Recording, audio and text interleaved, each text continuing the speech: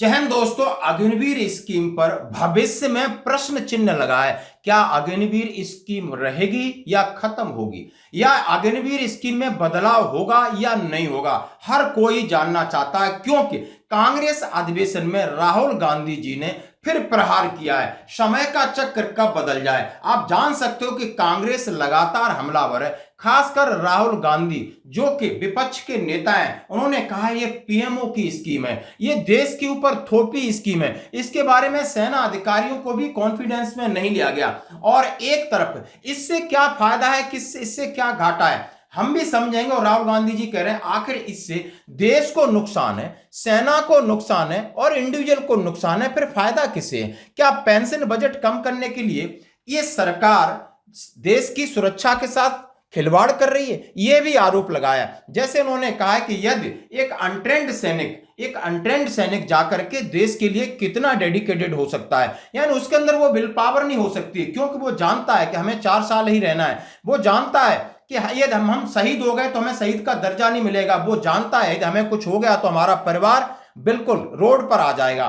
तो इस मनोस्थिति के अनुसार एक सोल्जर जिसको हम अग्निवीर बोलते हैं, वो अपना कितना कंट्रीब्यूशन दे सकता है। और जैसा कि सेना का काम है नाम और नमक और निशान के लिए प्राणों की बलिदान दे रहे हैं, जैसा कि मैंने सवेरे बताया कि एक सूबेदार साहब कुलदीप चंद ने अपने प्राणों की बलि दी, जो कि रिटायरमेंट से लगभग 1 साल पहले ऐसा होता है।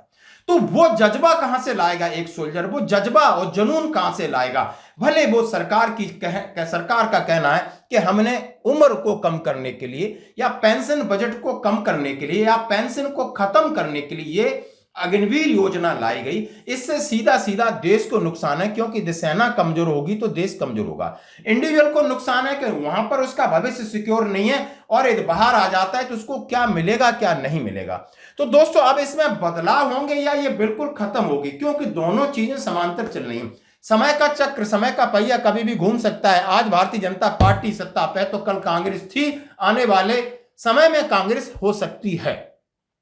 इसमें कोई बहुत बड़ी बात नहीं कि राजनीति है, कभी भी पलट सकती है, आज भी पलट सकती है। 2 लोग वहां से छोड़ के इनके साथ मिल जाएं, सरकार गिर जाएगी, दूसरी सरकार बन जाएगी। अतीत में ऐसा होता है। अब इसके ऊपर मैं बात करूंगा कि विपक्ष के नेता राहुल गांधी का क्या मंसूबा है, सरकार का क्या मंसूबा है, और सेना के chief of army staff general Upendra Dwivedi इसके ऊपर क्या कह रहे हैं। सरकार ने सीधा सीधा कहा है कि इसमें बदलाव की संभावना है, और हम फौज से इसकी रिपोर्ट ले रहे हैं कि आखिर अग्निवीर किस तरीके से क्या काम कर रहा है। अब उन्होंने, सरकार ने पूरा पल्ला झाड़ते हुए सेना अध्यक्ष के ऊपर इसकी जिम्मेदारी दे दी।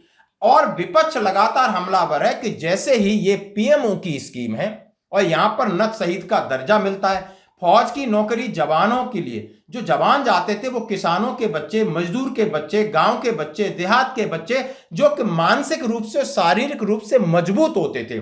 जज्बा था उन्हें धूप में काम करने का, रात में काम करने का, जगने का। एसी में उठकर जाने वाले बच्चे, आराम प्रस्त और अधिकारियों के बच्चे, क्रिकेटरों के बच्चे, नेताओं के बच्चे सेना में नहीं जाते हैं। तो आखिर उन्हें आपने रोजगार से भी वंचित कर दिया और देशभक्ति पर प्रश्न चिन्ह लग गया, क्योंकि उन्हें आप शहीद का दर्जा दोगे नहीं, आप उन्हें पूरी व्यवस्थाएं दोगे नहीं, तो वो अपने प्राण क्यों देंगे? आप प्राण नहीं देंगे तो कहीं ना कहीं नुकसान देश को होगा, देश की सेना को होगा, या उनके साथ काम करने वाले लोगों को होगा।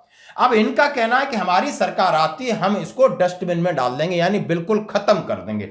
देश की सेना जानती है, पूरा देश जानता है कि अग्निवीर स्कीम सेना का स्कीम नहीं है, पीएमओ का स्कीम है। और पूरी सेना जानती है कि स्कीम प्राइम मिनिस्टर का ब्रेन चाइल्ड था, स्कीम सेना का ब्रेन चाइल्ड नहीं था। देखिए सिंपल सी बात है स्पीकर सर, इनको अग्निवीर अच्छा लगता है, आप उसको रखिए, हम उसको बदल देंगे, हटा देंगे। तो पहली बात है कि एक बड़ी राजनीतिक पार्टी ने इसके ऊपर ऐलान किया है कि इसके ऊपर या तो सुधार कर लो या कुछ न कुछ, या इसको खत्म करो। अब सरकार सुधार करेगी तो इनको कॉन्फिडेंस में लेके करना पड़ेगा, इसलिए सरकार ने अब ये गेंद राजनीतिक माहौल बनते बनते सेना के ऊपर डाल दी। और सेना के ऊपर डालने से पहले आपने जनरल नरवाने साहब ने कहा था कि शायद उनको इसके बारे में कॉन्फिडेंस में नहीं लिया गया, लेकिन बाद में स्टेटमेंट आए कि उनसे इसके ऊपर सलाह मशवरा हुआ है। क्या सच्चाई है नहीं पता, लेकिन मैं ये बात करना चाहता हूं कि चीफ ऑफ आर्मी स्टाफ जो वर्तमान में जनरल उपेंद्र द्विवेदी साहब ने सीधे सीधा कहा है So, this is an evolutionary process, and it is too premature for us to take that decision. I think this decision we should leave it somewhere up till December 26 to look into what is required, what not. It's a very valid question, and there are always difference of opinion on this issue. And I, being the insider, I am getting the first-hand feedback of these issues. So let me assure the countrymen that this scheme is proving to be a very great success, and creme de la creme which is coming to us, and their urge to learn is somehow comparatively very, very high. As far as their capability to deliver, whatever we wanted them to deliver in 3 to 4 years, they are able to deliver. Now, coming on to what all is required to kind of make this scheme more effective, that we're already working on various issues. For example, are we looking at that their leave, something should be synergized with the normal soldier's leave? When he becomes a casualty, is it required to be harmonized with the serving soldier? Similarly, we want the technically qualified more people. Should we increase the age from 21 to 23? So these are some issues which we are looking at, and it's working well. कि बदलाव एक सतत प्रक्रिया है, एक experiment है। अभी पहला बैच भी बाहर नहीं गया है, पहले बैच की प्रक्रिया, यानी पहला बैच है, जैसे कि नियम है कि 25% रिटर्न होंगे, 75 बाहर जाएंगे, और उसके बाद तमाम चीजें हैं कि शहीद के दर्जे की बात है, वह उनको छुट्टी बढ़ाने की बात है या उनकी एज लिमिट बढ़ाने की बात है। तो इसमें जरूरत के मुताबिक, यानी जो प्रैक्टिकल रिक्वायरमेंट हमारी क्या है, उसके हिसाब से हम बदलाव जरूर करेंगे, यानी ये उनका कमिटमेंट है। अब पहला कमिटमेंट था कि एज में तो 21 से 23 साल कर दी। इस भर्ती प्रक्रिया में भी कुछ 1-2 बदलाव हुए हैं। आगे उन्होंने कहा है 25 नहीं 50% रिटर्न हो सकते हैं, 75% स्थायी रह सकते हैं, इसके ऊपर भी हम काम कर रहे हैं। उन्होंने कहा है छुट्टी की बात है तो उनकी छुट्टी कम है वास्तविकता से, क्योंकि सेना का जो जीवन है ना वो बहुत कठिन और एडवेंचर है। ये नहीं कह सकते आप 12 महीने लगातार मशीन की तरह काम करते रहो, आपको छुट्टी चाहिए। हर एक को कम से कम 60 से 90 दिन की छुट्टी चाहिए, शरीर को आराम करने के लिए, मन को आराम करने के लिए, और मन को अपने परिवार में जाकर के थोड़ा एंटरटेनमेंट हो जाए, क्योंकि आज की परिस्थिति में सेना में सिर्फ और सिर्फ ड्यूटी है, ऑपरेशन है, काम है। इसके अलावा बाकी चीजें हैं वो कागज पे, धरातल पे नहीं है, क्योंकि लगातार मैन पावर कम हो रही है और लगातार आप समझ सकते हो इन्फिल्ट्रेशन और इस तरह की समस्याएं हो रही हैं। चाहे चाइना बॉर्डर पे ले लो, चाहे आप अरुणाचल में चले जाइए, JNK में चले जाइए, पाकिस्तान बॉर्डर ले लिए, बांग्लादेश उंगली कर रहा है, अंदर की समस्याएं। तो सेना के ऊपर तो काम है, सेना के ऊपर बोझ है, ये कोई इसको नकार नहीं सकता। भले हाँ में हाँ मिला दें, लेकिन वास्तविकता ये कि जवान को एक नाइट शायद ही सोने को मिल रही हो, नहीं तो लगातार ड्यूटी देते हैं, लगातार काम करते हैं, लगातार ट्रेनिंग करते हैं। अब इस परिस्थिति में अपने आप को मोटिवेट रखने के लिए कहीं ना कहीं उन्हें पहले छुट्टी, उनको परिवार के साथ मिलना जरूरी, तो छुट्टी में बदलाव। उसके बाद मैं आपके साथ कह रहा हूं कि 8वां वेतन आयोग में जरूर इनके पे पेंशन, जो भी इनके पेमेंट का सिस्टम है, उसमें जरूर बदलाव होने की संभावना है। शहीद का दर्जा मिले, पूरी उन्हें सुविधा मिले, यानी तमाम चीजों पर इन्होंने कहा है कि ये सतत प्रक्रिया, इस पर हम काम कर रहे हैं। और जैसे ही पहला बैच लगभग इस दिसंबर में आउट होने वाला होगा, तो उसमें हम इसके ऊपर जरूर काम करेंगे, जरूर ऐसा सोचेंगे। तो भविष्य में संभावना है, यदि ये सारा बदलाव होता है तो सरकार और विपक्ष मिलकर के मोहर लगाएगी, नहीं तो विपक्ष लगातार हमलावर रहेगा। और इसमें प्रश्न चिन्ह होता है, युवाओं के मन में एक संशय पैदा होता है, अनसर्टिनिटी पैदा होती है कि आखिर अग्निवीर योजना का कोई भविष्य नहीं, तो इसलिए हम 4 साल के लिए न जाएं और धीरे कोई ना कोई अपना बिजनेस करें, कोई ना कोई छोटा मोटा काम करें, कहीं और अपना ऑप्शन तलाशें।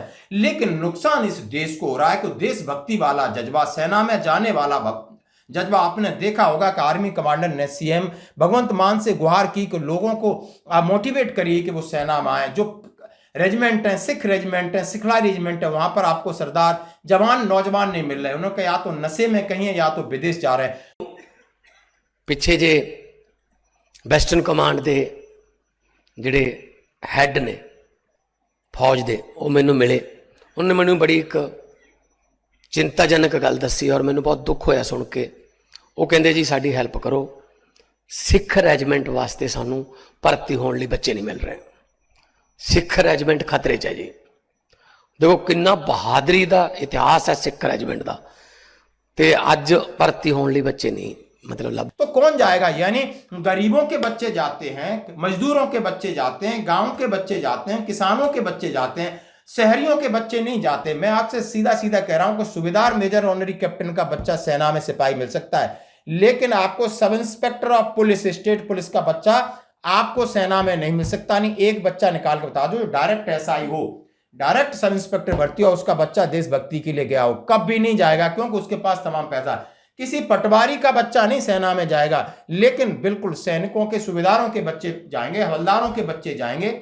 आप बाकी मैं बात दूर की कह रहा हूं कि क्रिकेटर के जाएंगे, नेताओं के जाएंगे, वो तो अधिकारी बन के भी नहीं जाएंगे, वो तो पिकनिक के लिए भी जा सकते हैं, तब भी उन्हें प्रोटेक्शन चाहिए कि पाकिस्तान का बॉर्डर कहां है, तो चार लोग दिखा रहे होंगे गर्दन करके, कहीं इसके ऊपर कोई छींटा ना लग जाए। तो ये तो हालत इस देश की। तो देशभक्ति पर प्रश्न चिन्ह लग रहा है कि देश के युवाओं में जो जज्बा है और जो जज्बा है देश के लिए, उसको कहीं ना कहीं कमी हो रही है। और ये बहुत बड़ी बात है। बहुत यदि आप लंबा सोच रहे हो कि आपका पेंशन बजट कम हो जाए और सेना में टेक्नोलॉजी से काम कराया जाए, नहीं, सेना में आपको जिगर वाले बंदे चाहिए, जनून वाले बंदे चाहिए, और देश के लिए मर मिटने के लिए बंदे चाहिए, यूनिट के लिए नाम नमक निशान पर अपने आप को झोंकने वाले बंदे चाहिए। यानी मशीनें तो चलाएंगे जवानी, मशीनें मशीनें की जगह होती है, जज्बा जज्बे की जगह होता है। आपकी क्या राय, जरूर कमेंट्स करें। धन्यवाद।